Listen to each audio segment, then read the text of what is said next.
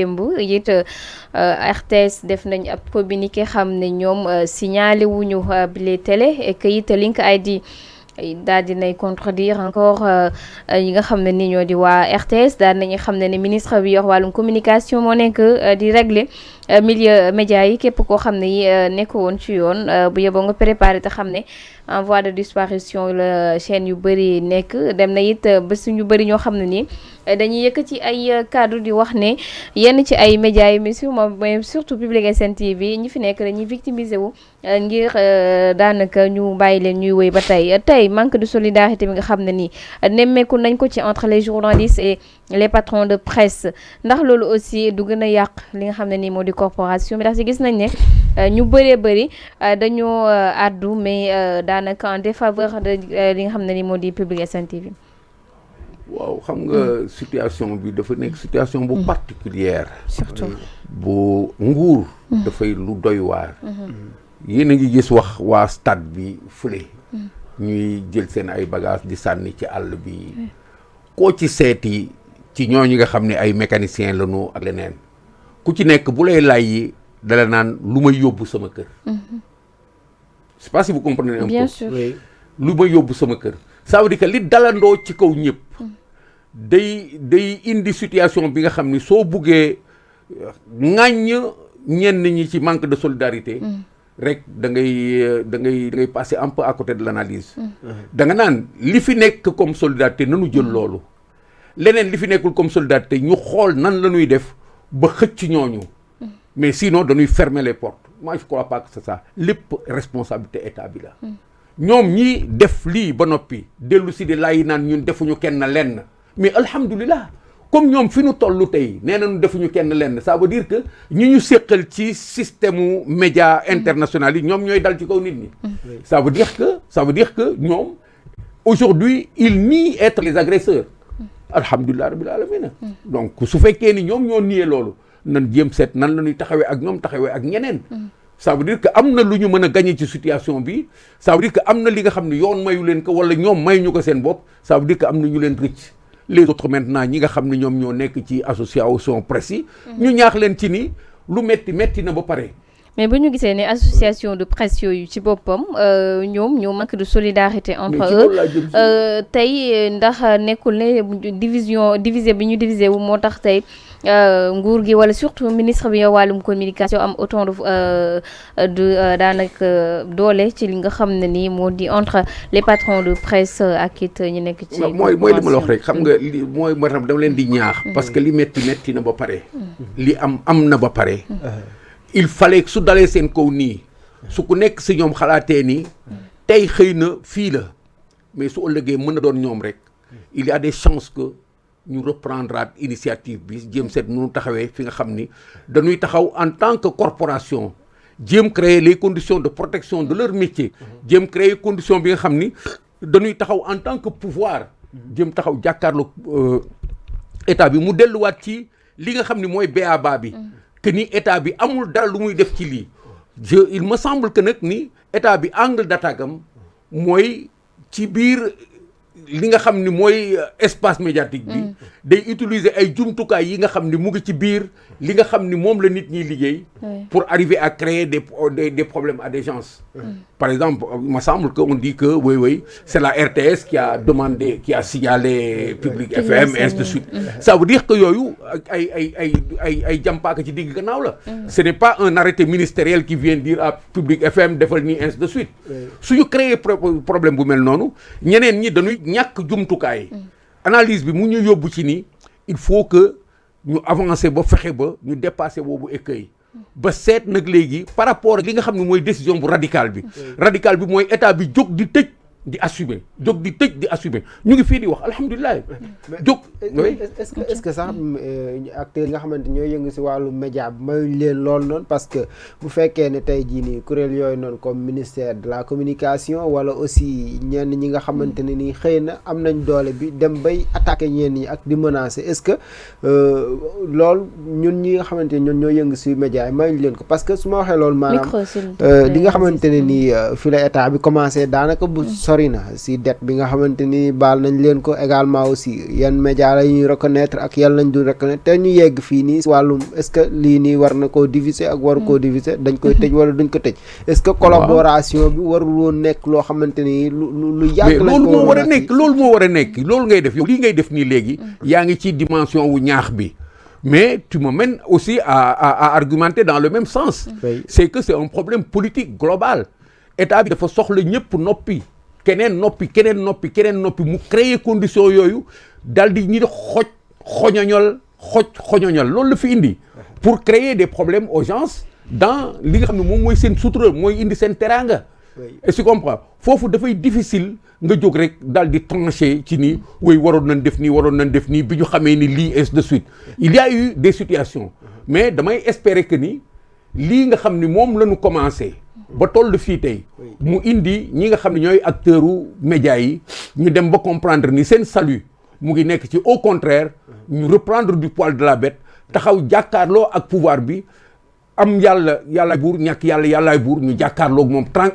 directement xëccu pour taxaw soriwul parce que nguur gi nga xam ne dafa tële da ngay ragal à un moment donné ci li nga considéré moom nga tax ragal tes intérêts ak leneen mais à un moment donné soo demee ba xam ni jàkkaarloog rek moom moo fi des da ngay jàkkaarloog moom j'ai vu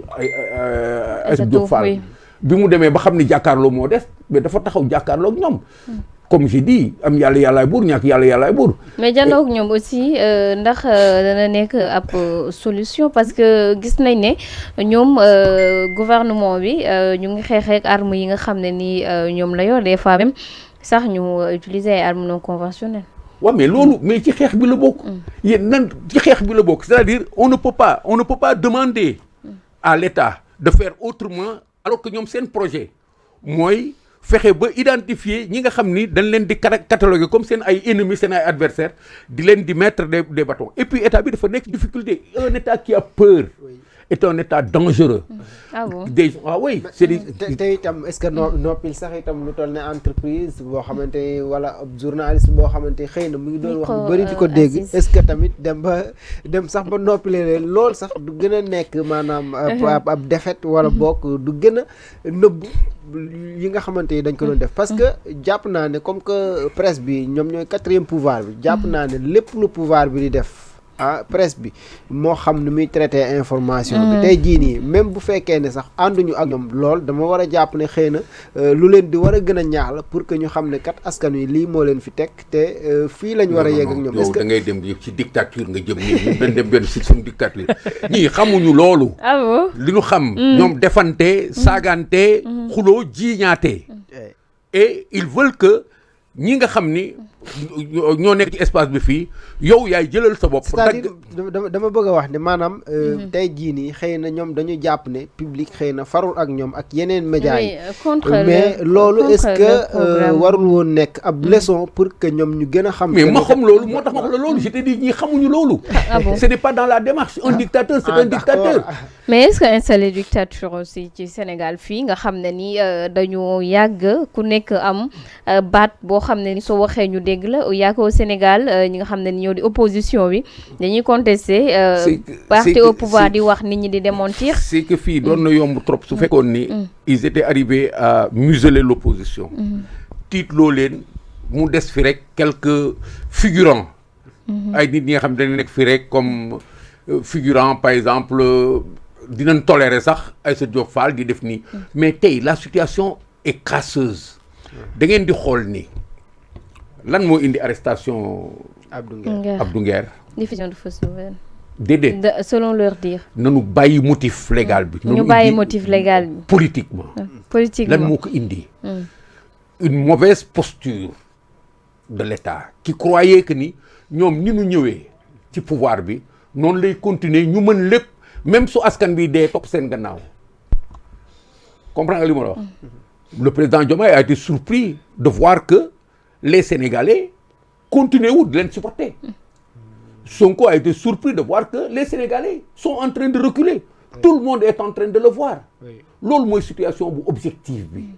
su fekkoon ni ñoom mën nañu continuer am loolu mais il y aurait pas eu de problème mais ce qui se passe aujourd'hui c'est que réellement soo ubbee sa portable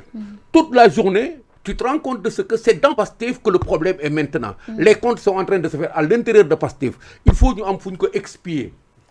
Il faut que ñu am fu ñu wëlbatiku jëm jafandoo. L'autre aspect de chose, Pastef avait cru que avait voulu vendre au monde entier, au Sénégal, que la révolution sénégalaise africaine allait partir d'ici. Que leur leader est le leader de tous les Africains yu dañ ko aduler. Que ni à la limite dañ koy aligner ci Nelson Mandela ak ñoom seen mel noonu. ñu dem ba c'est un pouvoir qui est décrié à travers le monde xool leen plateau africain yi mais nga am situation bu mel noonu. nga ñëw ci biir fii nga ni opposition amul. nga dem ba li fi nekkoon ñu naan la déet waay vaar nga di non vaar opposition amul vaar déet waay. daal vaar bi mooy opposition. non ñun au début c'est ce qu'on disait aux gens. ñu ni nag léegi vaar toppatoo ñu ko mais en périphérie de ça. les quelques téméraires qu'il y a là ay consorts comme les ay commissaire Keita Moustapha Diakhaté ñooñu noonu leen dóor. ñu def taxul affaire bi fay affaire bi fay ñu naan non mais opposition amul ñii rek ñoo fi nekk c'est des mécontents c'est des machins pour ñoom ñun ñii ay mécontents la nous c'est des amortis qui sont là en train de crier à gauche et à droite ils sont pas contents suñu leen seddoon ñu jël ñu dem ba reconnaître cette opposition là opposition bii ngeen di wax nii VAR bi ak ñi ci nekk reconnaissance bi ñu ci am mooy bi ñu laalee Abdou Nguer ça veut dire que laal nañu ñëpp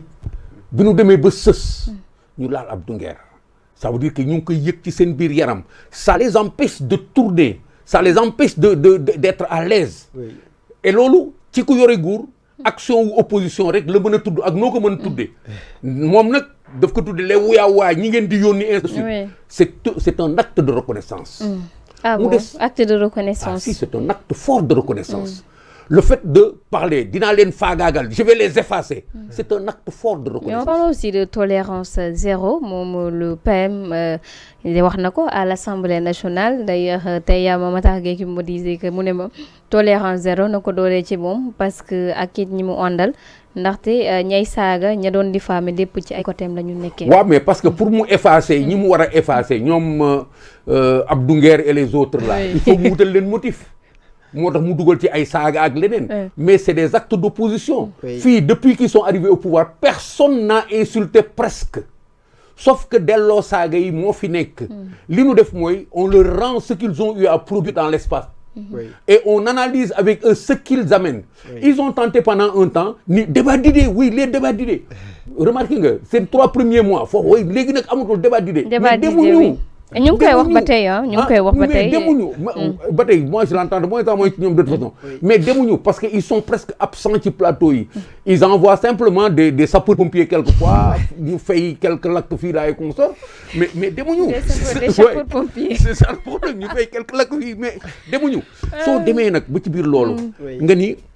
dara newu fi nga jékki-jékki les pantouflards yi nga doon wax ba nu jóg fii les milliardaires nangam sangam et les amortis les vieux partis là et consorts ñu dem ba gis ñooñu commencé jóg ñu ni FNR ñu ni duñ dem fenn c'est mais mu ngi fii c'est une réalité oppositionnelle ñu ngi fi taxaw di def li ñuy def parce que lii moo fi xaj